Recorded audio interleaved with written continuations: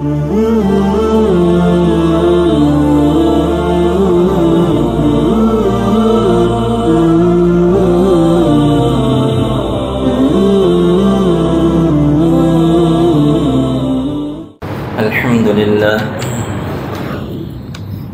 لله نحمده ونستعينه ونستغفره ونؤمن به ونتوكل عليه ونعوذ بالله من شرور أنفسنا ومن سيئات أعمالنا من يهده الله فلا مضل له ومن يضلله فلا هادي له ونشهد أن لا إله إلا الله وحده لا شريك له ونشهد أن سيدنا ومولانا محمدا عبده ورسوله أما بعد فأعوذ بالله من الشيطان الرجيم بسم الله الرحمن الرحيم إنما يريد الله ليذهب عنكم الرجس أهل البيت ويطهركم تطهيرا صدق الله مولانا العظيم وصدق رسوله النبي الكريم ونحن على ذلك لمن الشاهدين والشاكرين والحمد لله رب العالمين. میرے محترم دوستوں اور بزرگوں، پچھلے جمعے سے ہماری ایک خاص موضوع پر گفتگو چل رہی ہے اور وہ ہے عظمت اہل بیت. پچھلے جمعے میں ایک عنوان پر کچھ تھوڑی سی گفتگو ہوئی تھی. آج اسی سلسلے کو آگے بڑھاتے ہوئے کہ دیکھیے کہ اہل البیت، اہل بیت، یہ جو لفظ ہے یہ سب سے پہلے قرآن پاک کی اصطلاح میں استعمال کیا گیا. اب یہ جب اہل البیت کا لفظ استعمال کیا گیا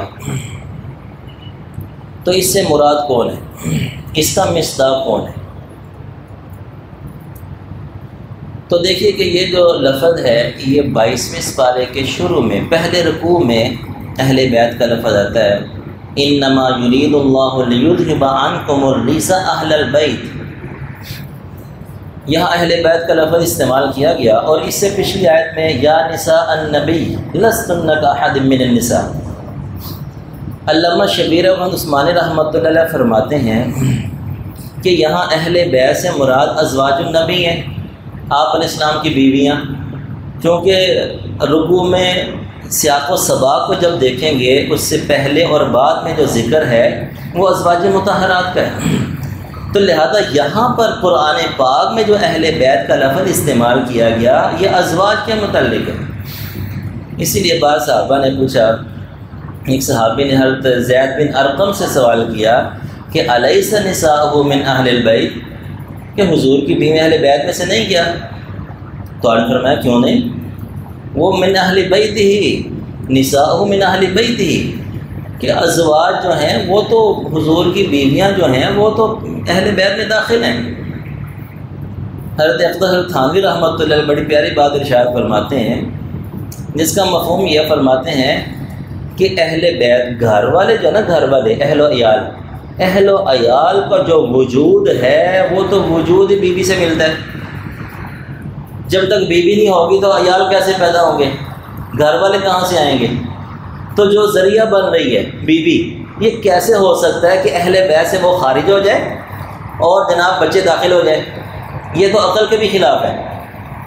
اس وجہ سے دیکھیے کہ آدم علیہ السلام سے پہلے ان کی بیوی کو پیدا کیا، بیوی کو بنایا، حضرت حوا کو پہلے بنایا ان سے اور پھر باقی اولاد ان سے پیدا ہوئی.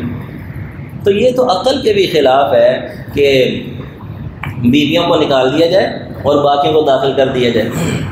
تو بیویاں تو سب سے پہلے داخل ہیں. اسی وجہ سے ہر مولانا ادریس کاندھلوی رحمۃ اللہ علیہ وہ فرماتے ہیں کہ قرآن پاک میں جو لفظ استعمال ہوا ہے نا، ازواج، قل لازواجک و بناتک، اپنی بیویوں سے کہہ دیں اور بیٹیوں سے کہہ دیں.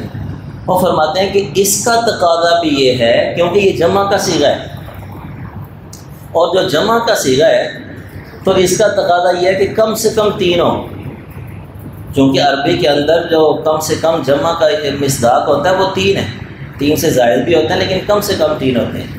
اور بنات کا لفظ بھی چونکہ جمع کا صیغہ، بنت کی جمع بنات، زوجہ کی جمع ازواج، تو یہ تو لفظ کا تقاضا بھی ہے کہ کم سے کم 3 فرد ہوں۔ اب ایک خاص فرقہ جناب وہ صرف خدیجہ رضی اللہ تعالیٰ عنہ، فاطمہ رضی اللہ تعالیٰ عنہ، وہ اور اسی طرح ان کے بعد کی جو اولاد ہے ان کا ذکر اہل بیت میں اس طرح سے کیا گیا، اس طرح سے روشنی ڈالی گئی، گویا کہ جب اہل بیت کا لفظ استعمال کرتے ہیں تو صرف یہ چند افراد ذہن میں آتے ہیں، باقی جو اصل مصداق ہیں اور جو اولاً مصداق ہیں وہ ذہن میں نہیں آتے، کیونکہ وہ ذکر اس طرح سے کرتے ہیں، تناؤ کی صورت میں ریاض باللہ ذکر کیا جاتا ہے۔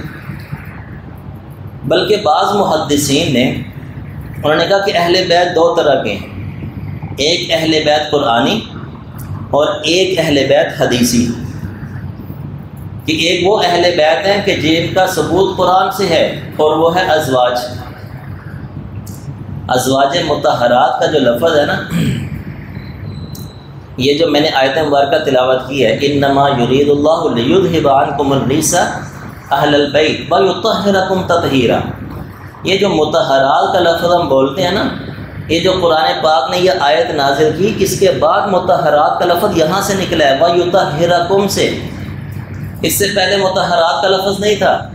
ازواج النبی، نساء النبی، زوجہ مبارکہ ہے، زوجہ نبی ہے، لیکن جب قرآن نے کہا وَيُطَهِّرَكُمْ تو یہاں سے لفظ استعمال ہوا مطہرات، ازواج مطہرات۔ تو گویا کہ اہل بیت قرآنی کون ہیں؟ ازواج مطہرات، جن کا یہاں سے ثبوت نکل ہے، اور اہل بیت حدیثی جن کا ثبوت حدیث سے ہے۔ اب حدیث جیسے میں نے پچھلے جمعے میں عرض کی تھی کہ بعض مواقع پر ایسا ہوا کہ ایک موقع پر ایسا ہوا کہ حضرت ام سلمہ رضی اللہ تعالیٰ، کئی طرق ہیں یہ حدیث کے، حضرت ام سلمہ رضی اللہ تعالیٰ عنہ انہوں نے آ کے عرض کہ یا رسول اللہ کہ حضرت علی، حضرت فاطمہ، حسن اور حسین آئے، تو آپ نے فرمایا جس کا مفہوم ہے کہ آپ پردے میں چلے جاؤ اور ان کو اندر آنے کی اجازت دے دیں۔ تو انہوں نے ان کو اجازت دے دی اور خود پردے میں بیٹھ گئے۔ تو جب بیٹھ گئے تو آپ علیہ السلام کے پاس چادر مبارک تھی، آپ نے چادر ان کے اوپر ڈال دی اور آپ نے فرمایا اللہم ہؤلاء اہل بیتی، یہ الفاظ، اس طرح کے اور الفاظ آتے ہیں، تو اس طرح کے الفاظ استعمال کیے۔ تو حضرت ام سلمہ نے عرض کہ یا رسول اللہ میں بھی آ جاؤں چادر کے اندر، تو آپ نے فرمایا تم تو اپنی جگہ ہو ہی، تم تو اپنی جگہ ہو، یعنی کہ وہ تو لائبت اہل بیت میں تھی ہی، اب یہاں پر حضرت علی غیر محرم ہے، ایک چادر میں وہ کیسے آ سکتے ہیں؟ آپ کہتے ہیں کہ جناب یہاں پر چادر پر اور بیویاں نہیں تھیں اور بیٹیاں بھی نہیں تھیں، بھئی جب چادر ڈالی ہے تو لازم بات ہے حضرت علی کے لیے تو باقی ساری غیر محرم ہیں۔ اسی طرح جو آپ علیہ السلام کی اگر اور بیٹیاں ہوتیں، چونکہ وہ تو پہلے وفات پا چکی تھیں، اگر اور بیٹیاں ہوتیں اس واقعے سے پہلے تو وہ چادر میں کیسے آ سکتی تھیں کہ بہنوئی ہیں، بہنوئی سے پردہ کرنا تو واجب ہے۔ تو گویا کہ یہ جو یہاں پر ایک خاص یہ اس لیے کہا گیا کہ کہیں ایسا نہ ہو کہ صرف بیویوں کو اہل بیت سمجھ لیا جائے جو قرآن سے ثابت ہے، تو گویا کہ آپ علیہ السلام نے یہ اشارہ کر دیا، بلکہ مسلم شریف کی حدیث ہے غالباً کہ جس میں تو آپ علیہ السلام نے یہ آیت بھی پڑھی کہ گویا کہ جس طرح وہ اہل بیت میں شامل ہیں تو یا اللہ یہ بھی میرے اہل بیت ہیں، تو گویا کہ یا اللہ ان کو بھی اہل بیت میں شامل فرما، یعنی جس طرح ان سے رجس کو دور کیا اور ان کو تطہیر عطا فرمائی، ان سے بھی رجس کو دور کر ان کو بھی تطہیر عطا فرما۔ تو یہ ہو گئے اہل بیت حدیثی۔ تو دیکھیے کہ اہل بیت کا جو مفہوم ہے وہ بہت وسیع ہے۔ اب اس کے اندر کیا گویا کہ اس کا خلاصہ یہ نکلا کہ آپ علیہ السلام کی بیویاں بھی آ گئیں اس میں، آپ علیہ السلام کی بیٹیاں، ساری بیٹیاں اس میں آ گئیں، آپ علیہ السلام کی بیٹیوں کی اولاد بھی اس میں آ گئی۔ اب حضرت فاطمہ رضی اللہ عنہ کی جو اولاد ہے حضرت حسن، حضرت حسین، یہ ان کے سلسلہ تو آگے چلا، جوان ہوئیں۔ ایک نواسے آپ علیہ السلام کے حضرت زینب سے بھی ہیں، حضرت زینب جو ابو العاص رضی اللہ عنہ کی بیوی تھیں، بعد میں ایمان، کافی دیر بعد ایمان لائے وہ، ان کی اہلیہ تھیں، اور بلکہ آپ علیہ السلام نے فرمایا کہ خیر بناتی اصیبت فیہ، کہ یہ ان کو خیر البنات فرمایا آپ علیہ السلام نے کہ یہ میری بڑی بہترین بیٹی ہے کہ اس کو میرے معاملے میں بڑی تکلیفیں اٹھانی پڑیں. ان کو زیادہ تکلیفیں اٹھانی پڑیں کیونکہ ہجرت کے وقت ان کا نکاح ہو چکا تھا، تو ان کو جناب مشرکین مکہ نے روک لیا، ہجرت نہیں کرنے دی، طرح طرح کی تکلیفیں پہنچائیں. پھر بعد میں جانا ان کا معاملہ ہوا غزوہ بدر، وہ تفصیل آپ پہلے بھی سن چکے. تو گویا کہ آپ نے فرمایا خیر بناتی اصیبت فیہ، کہ یہ میری بہترین بیٹیاں بہترین ہیں کہ جس کو میری وجہ سے تکلیفیں اٹھانی پڑی. ان کے ایک بیٹے تھے، جب سیرت آپ پڑھیں گے، سیرت کا مطالعہ کریں گے، فتح مکہ کے موقع پر جب آپ علیہ السلام مکہ مکرمہ میں داخل ہو رہے تھے تو آپ کی سواری پر ایک ردیف کا ذکر ملتا ہے. ایک بچہ سوار تھا، وہ حضرت علی بن ابی العاص اور زینب کے بیٹے تھے. چھوٹا بچہ ہے کہ لپٹا ہوا ہے آپ علیہ السلام کے ساتھ، تو وہ آپ علیہ السلام کے نواسے تھے، حضرت زینب کے بیٹے تھے جو ابو العاص سے تھے. اسی طرح حضرت رقیہ بنت محمد صلی اللہ علیہ وسلم، حضرت رقیہ جو حضرت عثمان غنی رضی اللہ عنہ کی دوسری اہلیہ تھیں، ان سے بھی ایک بیٹا تھا عبداللہ بن عثمان، وہ بھی آپ علیہ السلام کا نواسہ ہے. وہ اگرچہ 4-5 سال کی عمر میں فوت ہو گئے. تو گویا کہ ایک خاص طرح سے صرف چند افراد کو ذکر کر دیا جاتا ہے اور اتنی روشنی ڈالی جاتی ہے کہ ہم بھی یہی سمجھتے ہیں کہ شاید اہل بیت یہی تھے. تو اہل بیت کا جو مفہوم ہے وہ بہت وسیع ہے، اس میں یہ سب لوگ داخل ہوتے ہیں. اب دیکھیے کہ جس طرح ایمان جس طرح احکامات ہوتے ہیں نا، احکامات کے اندر کیا ہوتا ہے کہ ایک حکم فرد درجے کا، ایک واجب درجے کا. اب نماز ہے تو نماز پڑھنا فرض ہے، نماز کے اندر بعض چیزیں ایسی جو واجب درجے کی ہیں، تو اگر ان میں سے کوئی غلطی سے چھوٹ جائے گی، سجدہ سہو کریں گے، نماز ہو جائے گی. تو جو فرض درجے کی چیز ہوتی ہے وہ اس کو کرنا تو ضروری ہوتا ہے. تو ایمانیات کے اندر بھی دونوں طرح کے عقیدے ہوتے ہیں، دونوں چیزیں ہوتی ہیں. ایمانیات کے اندر بعض فرائض درجے کی چیزیں ہیں، جیسے توحید ہے، رسالت ہے، قیامت ہے، ختم نبوت ہے، کہ ان باتوں پر ایمان رکھنا فرض ہے، فرض عین ہے. اگر کوئی ایمان نہیں رکھ، ایک چیز کا بھی انکار کر دیا، کفر میں داخل ہو جائے گا. اور ایمان کے اندر بعض چیزیں واجب ہیں، ان میں سے ایک صحابہ کرام اور اہل بیت سے محبت رکھنا. صحابہ کرام سے اور اہل بیت سے محبت رکھنا یہ بھی واجب ہے کہ اگر الیاذ باللہ اگر کوئی بندہ کسی کی محبت، یعنی کہ کسی کے سینے میں کسی کی محبت نہیں ہے، صحابہ کرام کی محبت نہیں ہے، یا الیاذ باللہ اہل بیت کی محبت نہیں ہے، تو گویا کہ وہ یہ تو نہیں کہیں گے کہ کافر ہے وہ، لیکن وہ بہت بڑا گنہگار ہے، کیونکہ ایمان کا جو واجب تھا وہ اس نے ترک کر دیا. حضرت مولانا اشرف علی تھانوی رحمۃ اللہ علیہ بڑی پیاری مثال دے کے اس کو سمجھاتے ہیں. ہر فرماتے ہیں کہ ایمان کی 2 آنکھیں ہیں، ایمان کی 2 آنکھیں ہیں، اور وہ کیا ہے کہ صحابہ کرام اور اہل بیت. وہ فرماتے ہیں کہ اگر کوئی بڑا ہی حسین و جمیل انسان ہو اور اس کی 2 خوبصورت آنکھیں ہوں، اور پھر کیا ہو کہ جناب اس کی ایک آنکھ چلی جائے، ایک آنکھ خراب ہو گئی، بند ہو گئی، تو اس کا سارا حسن ماند پڑ جائے گی. دونوں آنکھیں تھیں تو وہ حسین و جمیل تھا، ایک آنکھ خراب ہو گئی تو اس کا حسن خراب ہو گیا. اسی طرح ایمان کی 2 آنکھیں ہیں، اگر کسی کے سینے سے کسی ایک کی محبت کم ہو گئی اس کا ایمان خراب ہو جائے گا. تو گویا کہ دونوں سے محبت رکھنا یہ واجب ہے. اب کیا ہے کہ اس طرح سے کچھ معاملات کو، کچھ مسائل کو پیش کرنا کہ جس سے ایسا ثابت علیہ باللہ کہ صحابہ کرام میں آپس میں کھچاؤ ہی تھا، آپس میں تناؤ ہی تھا. یہ خاص فرقے والے لوگ کرتے ہیں اور وہ اتنی تشہیر کرتے ہیں کہ پھر وہ بات چل پڑتی. اب دیکھیے ایک خلافت کا معاملہ ہے. اب ایک اور بات ہم ذہن میں رکھیے کہ ایک ہے صحابیت کا درجہ اور ایک ہے کہ اہل بیت کا درجہ. جو صحابیت کا درجہ ہے وہ اہل بیت کے درجے سے زیادہ ہے. اسی وجہ سے آپ حدیث کی کتابوں میں دیکھیں گے نا، آپ دیکھیں قرآن پاک نے، کیونکہ اہل بیت بھی صحابیت کے اندر آ رہے ہیں، جو اہل بیت ہے وہ بھی تو صحابہ تھے نا، تو صحابیت کا درجہ پہلے ہے. محمد الرسول اللہ والذین معہ، یعنی کہ سارے جو آگے جو ایمان لے حضور پر، اشداء علی الکفار رحماء بینہم.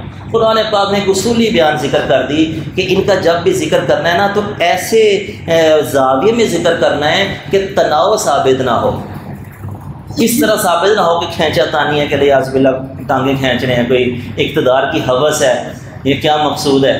ایسا بلکہ شرح عقائد کے اندر صراحتاً عقیدہ لکھا ہے جب بھی ذکر کریں گے خیر کا ہی ذکر کریں گے، شر کا ذکر نہیں کریں گے. کہ لازم بات ہے کہ 1400 سال گزر گئے، کیا معاملات کس طرح سے پیش ہے، تو ہمیں ضرورت ہی کیا ہے؟ جب قرآن پاک نے گواہی دے دی تو بس وہ کافی ہے. تو دیکھیے کہ خلافت کے معاملے کے اندر جب خلافت کے لیے خلیفہ کو چنا گیا تو اس کے اندر جو مدار ہے نا، ہمارے ہاں ایک کتاب پڑھائی تھی شرح عقائد کی، تو اس کے اندر ایک مسئلہ لکھا ہے کہ فضائل، جس کے فضائل زیادہ ہوں اس کا درجہ زیادہ ہے، یا جس کے اعمال خیر زیادہ ہوں اس کا درجہ زیادہ ہے. تو تمام علماء کا اس پر اتفاق ہے کہ جس کے اعمال خیر زیادہ ہوں اس کا درجہ زیادہ ہے، چاہے احادیث میں فضائل کم ملتے ہوں اور دوسرے کے زیادہ ملتے ہوں. اب پوری امت کا اتفاق ہے، بلکہ یہ اجماعی مسئلہ ہے کہ پوری امت کے اندر سب سے زیادہ اعمال خیر ہر صدیق اکبر رضی اللہ تعالیٰ عنہ کے، کہ وہ شروع میں ایمان لائے اور جو انہوں نے آپ علیہ السلام کو سہارا دیا، پشت پناہی کی اور جو تکلیفیں اٹھائیں وہ بعض والوں کو نصیب نہیں ہیں. تو اس پر تو سب کا اتفاق تھا. حضرت عمر فاروق ایسے نہیں کہا کرتے تھے کہ میری ساری زندگی کی آپ نیکیاں لے لو، اور وہ جو ہے نا وہ جو غار ثور کی جو تمہاری نیکی ہے، ایک دن ایک رات کی نیکی ہے، بس وہ مجھے دے دو. یہ تقابل کیوں ہو رہا ہے کہ وہ ساری زندگی کے اعمال ایک طرف، لیکن یہ جو بڑے بڑے اعمال ہیں ان کا اجر ان سے بھی زیادہ ہے. تو گویا کہ جس کے اعمال خیر زیادہ، خلافت کی جو بنیاد رکھی گئی وہ اس پر رکھی ہو گئی کہ جس نے دین اسلام میں سب سے زیادہ قربانی دی. اب جب صدیق اکبر کا نام پیش آیا تو کوئی بول ہی نہیں سکا، ان سے آگے کون بڑھے؟ سارے صحابہ جانتے تھے کہ ان سے آگے ہے کون، کس کا نام پیش کیا جائے، اس لیے سب خاموش ہو گئے اور ان کے ہاتھ پر بیعت ہو گئی. تو گویا کہ خلافت کی بنیاد اعمال خیر پر رکھی گئی کہ جس نے زیادہ اسلام کی خدمت کی ہے. اب فضائل تو دیگر اور صحابہ کے کتنے زیادہ آتے ہیں، اتنے شاید صدیق اکبر کے نہ ہوں. اس وجہ سے یہ عقیدہ جو ذکر کیا جاتا ہے نا، یہ اجماعی عقیدہ ہے کہ افضل البشر بعد الانبیاء ابو بکر صدیق رضی اللہ تعالیٰ عنہ، کہ انبیاء کرام کی جماعت کے بعد سب سے افضل ترین ہستی وہ صدیق اکبر رضی اللہ تعالیٰ عنہ. تو اس بنیاد پر خلافت کا چناؤ کیا گیا. اب اس میں خلافت کے بعد دیکھیے کہ ایک جو واقعہ پیش آیا اور اس کو پتہ نہیں کن الفاظ میں کس طرح سے ذکر کیا جاتا ہے الیاذ باللہ، کہ فاطمہ رضی اللہ تعالیٰ عنہ وہ اپنا حصہ باغ فدق جو ہے اس میں سے حصہ لینے کے لیے گئیں کہ یہ باغ فدق میں ہمارے حوالے کیا جائے، ہمیں حصہ دیجیے اس میں. تو صدیق اکبر رضی اللہ تعالیٰ نے حدیث سنا دی. حدیث کا مفہوم یہی تھا کہ جو انبیاء کرام لا نورث درہما ولا دینارا، کہ آپ نے فرمایا اس کا مفہوم ہے کہ ہم دراہم اور دینار کے وارث نہیں ہوتے، یعنی اس کو میراث میں نہیں چھوڑتے. ما ترکنا فہو صدقہ، جو بھی ہم چھوڑ کے جاتے ہیں وہ سارا صدقہ ہوتا ہے. تو یہ حدیث سنا دی. اب یہ فاطمہ رضی اللہ عنہ ان کے علم میں یہ حدیث نہیں تھی کہ انبیاء کا مال جو ہے اس میں میراث جاری نہیں ہوتی، وہ سارا صدقہ ہوتا ہے. ان کے علم میں نہیں تھی، علم میں آ گئی. جب علم میں آ گئی تو بخاری شریف کے الفاظ ہیں فہاجرت فاطمہ، فہاجرت فاطمہ فلم تکلمہ حتی ماتت. خیر فاطمہ رضی اللہ عنہ کے علم میں جب یہ حدیث آ گئی تو انہوں نے اس مسئلے کو چھوڑ دیا. حاجرت فاطمہ، فاطمہ نے اس مسئلے کو چھوڑ دیا. فلم تکلم ہو، یہ واقع فدق کے بارے میں بعد میں کبھی کلام کیا ہی نہیں، حتی ماتت، یہاں تک کہ فاطمہ آ گئی. بس چونکہ حدیث ان کے علم میں آ گئی تو معاملہ ختم ہو گیا. اب اس کو کس طرح سے پیش کیا جاتا ہے کہ حاجرت فاطمہ، فاطمہ نے ابو بکر صدیق کو چھوڑ دیا، بات چیت ہی ختم کر دی، قطع تعلق ہی کر لی، حتی ماتت، یہاں تک کہ فاطمہ آ گئی. اب بتائیے کہ ہر فاطمہ رضی اللہ یہ شان بیان ہو رہی ہے کہ ایک حرام کا ارتکاب کیا انہوں نے. 3 دن قطع تعلقی حرام ہے. کسی مسلمان کے بارے میں آتا ہے کہ دوسرے مسلمان سے قطع تعلقی 3 دن تک کلام نہ کرے تو حرام ہے، ناجائز ہے. اور یہ کس کے سر تھوپ رہے ہیں یعوذ باللہ، اپنا الو سیدھا کرنے کے لیے کہ فاطمہ کے سر تھوپ رہے. اور فاطمہ کی تربیت کیا تھی؟ ساری زندگی آپ علیہ السلام نے کیا تربیت کر، مال تو ان کے سینے میں ایک ذرہ پر بھی، ایک کونے میں بھی نہیں تھا مال کی محبت. کہ جب دیکھیے کہ اتنی مشقت والی زندگی گزار رہی ہیں اور مال غنیمت میں سے غلام آئے ہوئے ہیں، ہر طرح نے کہا جا کے تم بھی کچھ مانگ لو. کہ سارا دن پانی بھر کے لاتی ہو، سینے پر داغ پڑ گئے ہیں، اتنی محنت مشقت کرتی ہو، تو اب تو وسعت ہے، جا کے تم بھی مانگ لو۔ اب دیکھیے کہ اب بیٹیوں سے محبت کس کو نہیں ہوتی؟ جہاں سارے مسلمانوں کو مال تقسیم ہو رہا ہے تو کیا ایک اپنی بیٹی کو نہیں دیا جا سکتا؟ بالکل دیا جا سکتا تھا، 100% جائز تھا، درست تھا، لیکن آپ نے ان کو ان کی جو تربیت کرنی تھی، جس مقام پر پہنچانا تھا، اس کے لیے ضروری تھا۔ آپ علیہ السلام فرما رہے ہیں کہ میں تمہیں غلام دے دوں یا غلام سے اچھی چیز دے دوں؟ وہ بھی حضور کی بیٹی تھی، انہوں نے کہ یا رسول اللہ غلام چھوڑیے، اس سے بھی اچھی چیز دے دیں۔ تو آپ نے فرمایا کہ یہ کلمات ہیں، یہ ہر نماز کی بات پڑھ لیا کرو، 33 مرتبہ سبحان اللہ، الحمدللہ، اللہ اکبر۔ تو اس کے لیے اس کو تسبیحات فاطمی کہتے ہیں۔ جتنے بھی لوگ قیامت تک پڑھتے رہیں گے، سارا ثواب ہر فاطمہ رضی اللہ تعالیٰ پہنچے گا۔ تو بتائیے، غلام سے تو بہتر تھا یہ۔ اور وہ راضی گئیں کہ میں غلام سے اچھی چیز لے کر آئی ہوں، ناراضی ہوئی والد سے کہ والد سے غلام مانگا ہے، ساری دنیا کو مل رہا ہے، ہم ہی رہ گئے، ہمارے لیے کچھ نہیں ہے۔ بیٹیاں شکوہ کر دیتی ہوتی ہیں، تو ان کی تربیت تو ایسی تھی، وہ راضی گئیں، اور آج تک دیکھیے تسبیحات فاطمی پڑھی جا رہی۔ تو ان کی تو یہ تربیت تھی، اور یہ جو نقشہ پیش کیا جا رہا ہے کہ فتح کا حصہ نہیں ملا تو انہوں نے قطع تعلق ہی کر دی، کلام ہی بند کر دیا، والعیاذ باللہ۔ یہ بالکل ان پر بہت بڑی تہمت ہے۔ اس لیے صحابہ کرام کا جب بھی تذکرہ کریں گے، صحابہ کرام اور اہل بیت کا جب بھی ذکر ہوگا، ایسے انداز سے ہوگا، ایسے زاویہ نگاہ سے کیا جائے گا کہ ان کی محبت آپس میں ثابت ہے۔ قرآن پاک سے حدیث ان کی محبت کے کئی واقعات ملتے ہیں۔ اگر اس طرح کے کوئی واقعات ملتے ہیں تو ان کا اچھا محمل موجود ہے، اچھی تعویل موجود ہے۔ کہیں ایسا نہ ہو جیسے نانوتوی رحمۃ اللہ فرما رہے ہیں، کہیں ایسا نہ ہو کہ اگر کسی ایک کی محبت بھی کم ہو گئی تو ایمان کی ایک آنکھ خراب ہو جائے گی۔ تو اللہ تعالیٰ سے دعا ہے کہ جو کہا سنا اللہ تعالیٰ اس کو سمجھنے، اس پر عمل کرنے کی توفیق عطا فرمائے۔